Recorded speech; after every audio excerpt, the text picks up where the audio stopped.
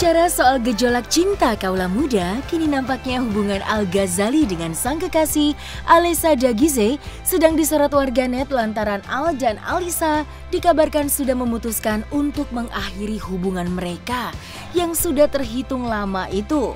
Hal itu pun bisa dilihat dari keduanya yang saling menghapus foto kebersamaan yang berada di Instagram pribadi mereka. Namun, kendati demikian, di balik kisah asmaranya yang kini telah kandas, Al-Ghazali nyatanya tidak menunda keinginannya untuk segera menikah muda serta mewujudkan impiannya untuk membeli sebuah rumah hasil jerih payahnya sendiri. Lantas, seperti apakah curhatan Al-Ghazali pasca dirinya dikabarkan telah putus dengan Alisa? Dan seperti apa pula tipikal jodoh yang diidam-idamkan Al untuk menjadi istrinya kelak? Research sendiri aja. Tapi kalau misalnya seandainya putus, lu menyayangkan nggak hubungan yang dijalin sudah sekian lama akhirnya kandas ke tengah jalan? Kalau seandainya berita itu benar? Kalau misalkan putus ya berarti emang gak jodoh, berarti emang gak cocok.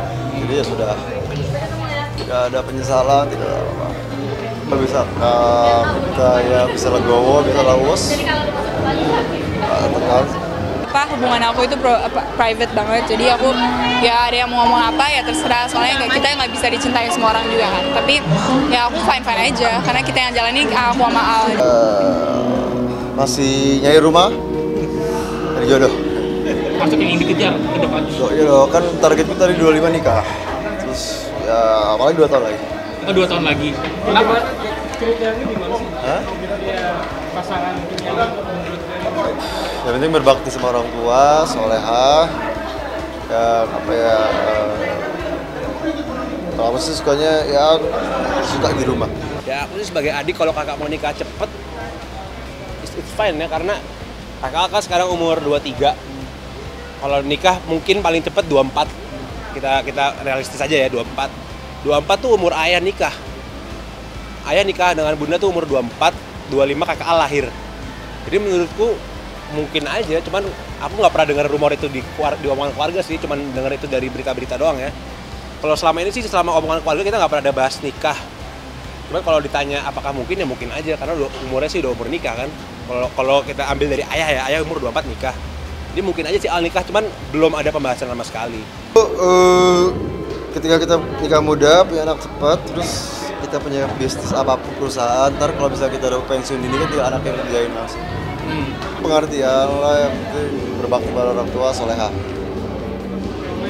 Ya yang penting anaknya bahagia, ayah juga bahagia, suju-suju aja. Doa aja cukup. Sama halnya dengan sang kakak yang memiliki keinginan untuk menikah muda. Kini Dul Zailani dengan Tisa Biani nampaknya telah menunjukkan ancer-ancer untuk segera menikah muda, sebagaimana keduanya nampaknya telah siap untuk menjalin hubungan yang lebih serius dan membangun rumah tangga di kala usianya yang saat ini masih terbilang cukup muda. Perasa jika berpacaran dilarang dalam agama, hal itu pula lah yang membuat Dul Zailani dan Tisa Biani terlihat sangat yakin untuk melanjutkan hubungannya ke jenjang pernikahan.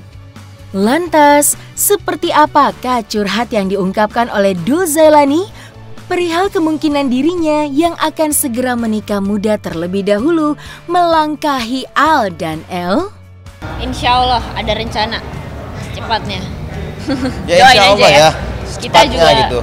Pokoknya minta doanya aja, semoga diberikan kelancaran, keberkahan di dalam hubungan. Kalau saya pribadi kan saya tuh nggak pernah main-main ya, dalam musik, dalam pertemanan, dalam bergaul, dalam membaca, dalam membuat nada, membuat puisi, dalam makan minum, apalagi memilih pasangan gitu. Tetapi kan bagi saya ada waktu untuk mempersiapkan ujian. Kayak mau sekolah kan ada waktu untuk belajar. Saya nggak bilang kapan saya siap, itu Allah yang tahu. Tapi saya lagi mempersiapkan itu aja. Jadi insya Allah secepatnya lah. Kalau main-main, aduh buang waktu, mubazir kan. Haram mubazir. Lancar sejauh ini. Ya kita siapa ya? Berusaha berpositif thinking, bersyukur, mencari berkah di sela-sela keharaman bahkan ya.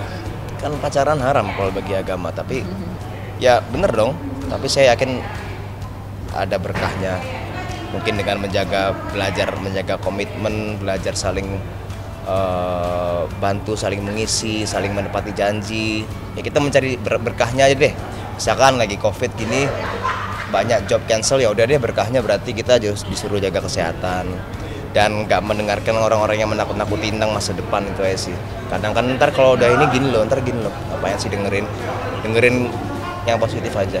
Biar gimana pun Tisa sama dulu kan anak-anak muda yang masih terus pengen mengukir prestasi dulu ya kan. Jadi ya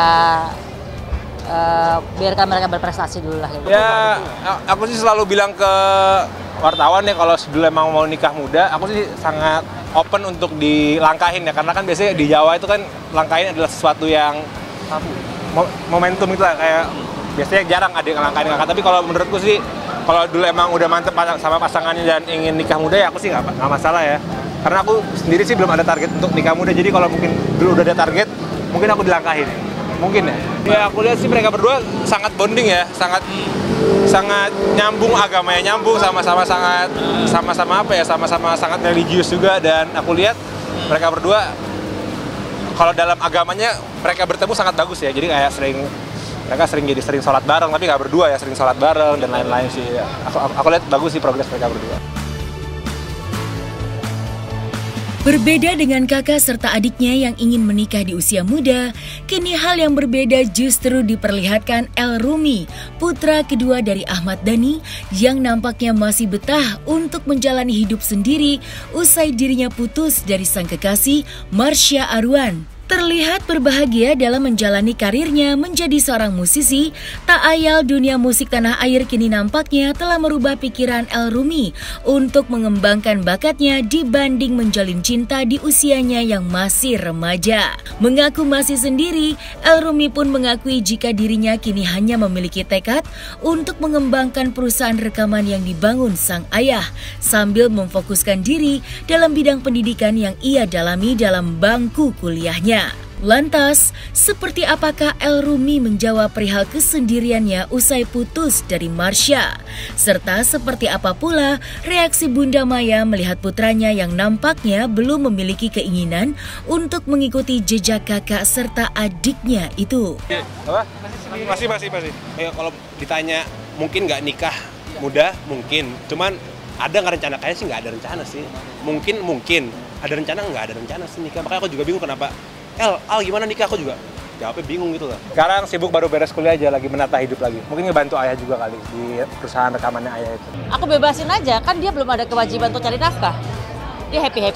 Dari awal dia muncul kan bener-bener aku pengen supaya dia mandiri secara musisi. Kalau dia disupport orang tua, namanya dia masih ikut bayang-bayang orang tuanya dong. Jadi dia bener sekali nggak minta uang orang tua.